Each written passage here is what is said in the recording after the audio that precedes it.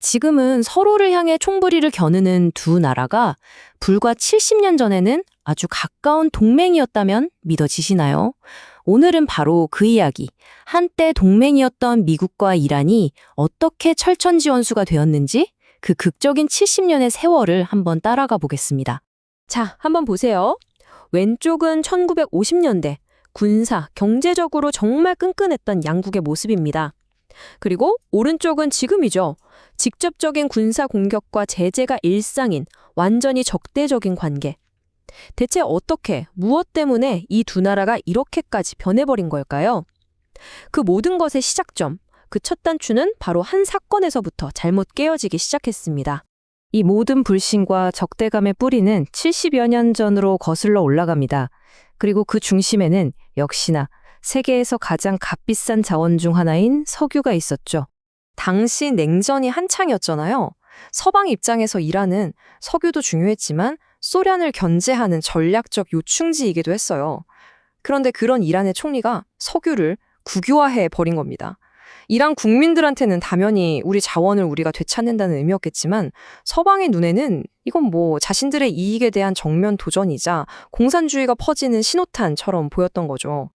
그러니까 여기서 핵심은 이거예요. 미국과 영국이 그냥 그 정책 마음에 안 드네 하고 끝난 게 아니라는 겁니다. 아예 비밀 공작을 통해서 민주적으로 선출된 정부를 뒤엎어버리기로 한 거죠. 이 아약스 작전은 이란 현대사에 정말 지울 수 없는 상처를 남기게 됩니다. 결국 쿠데타는 성공했고 쫓겨났던 친미 성향의 시아가 다시 왕좌에 앉았습니다. 시아는 미국의 든든한 지원 아래 수십억 달러어치 미국 무기를 사들이면서 핵심 동맹이 됐죠. 하지만 이란 국민들 마음속에는요. 바로 이때부터 아주 깊고 짙은 반미 감정의 씨앗이 뿌려졌습니다. 그리고 그 감정은 수면 아래에서 조용히 하지만 아주 뜨겁게 끓어오르고 있었어요. 그렇게 20년 넘게 잠복해 있던 분노는 마침내 두 나라의 관계를 영원히 바꿔놓을 거대한 혁명으로 폭발하고 맙니다. 1979년 이슬람 혁명. 이 혁명의 정체성 자체가 바로 반미였습니다. 부패한 샤 왕조와 그를 비호하는 미국에 대한 반대가 이 혁명의 핵심 동력이었거든요. 이때부터 이란인들은 미국을 거대한 사탄이라고 부르기 시작했죠. 그런데 바로 그때 결정적인 사건이 터집니다. 미국이 쫓겨난 샤를 암 치료를 명분으로 자국에 받아준 거예요. 이란 혁명 세력 입장에서는 이건 뭐 최악의 배신이죠. 거봐라, 미국이 또 1953년처럼 쿠데타를 일으켜서 샤를 다시 데려오려는 거다. 이 의심이 순식간에 확신으로 바뀌는 순간이었습니다. 분노한 이란의 학생들이 결국 이를 냅니다. 1979년 11월 4일 테헤란에 있는 미국 대사관을 점거한 거죠. 이 단 하나의 행동이 20세기 최악의 외교 참사 중 하나의 시작이었습니다. 대사관에 있던 미국 외교관과 시민 52명. 이들은 순식간에 전 세계의 이목이 집중된 인질이 되어버렸습니다. 무려 444일, 1년이 훌쩍 넘는 시간 동안 이 인질 사태는 매일 미국 뉴스를 도배했습니다. 미국은 독수리 발톱이라는 군사 작전으로 구출을 시도했지만 처참하게 실패하면서 자존심까지 구겼죠. 결국 이 사건을 계기로 두 나라는 모든 외교 관계를 끊어버립니다. 말 그대로 정말 돌아올 수 없는 강을 건너게 된 겁니다. 하지만 인질 사태는 끝이 아니었어요. 오히려 시작이었습니다. 소통할 수 있는 외교 채널마저 끊겨버린 두 나라는 이후 40년 동안 서로를 향한 불신과 오해 속에서 더 깊은 갈등의 소용돌이로 빠져들게 됩니다. 이 연대표가 그 악순환의 역사를 보여주죠.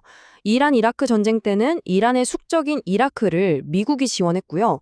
1988년에는 미 해군이 실수로 이란 여객기를 격추해서 무려 290명이 사망하는 비극도 있었습니다. 그리고 2020년에는 미국의 드론 공격으로 이란의 최고 군부 실세가 암살당하기까지 했죠. 정말 불신이 불신을 낳고 충돌이 또 다른 충돌을 부르는 악순환의 연속이었습니다.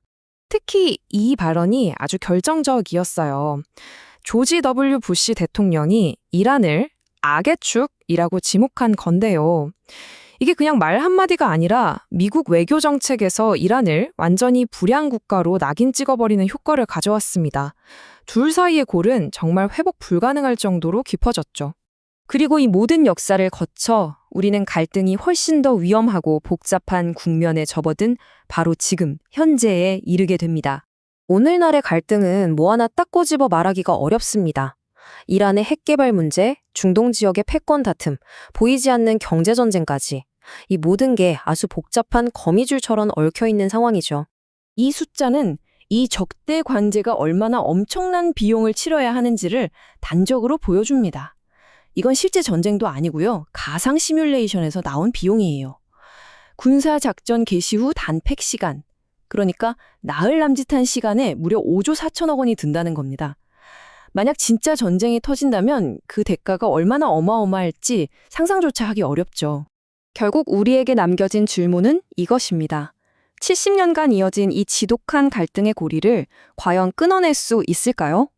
동맹에서 적으로 그 여정은 정말 길고 복잡했습니다. 앞으로 나아갈 길 역시 안개 속이죠. 하지만 이 역사가 우리에게 분명히 말해주는 한 가지는 있습니다. 지금 우리가 뉴스로 보는 이 모든 갈등의 뿌리는 우리가 생각하는 것보다 훨씬 더 깊고 복잡하게 얽혀 있다는 사실입니다.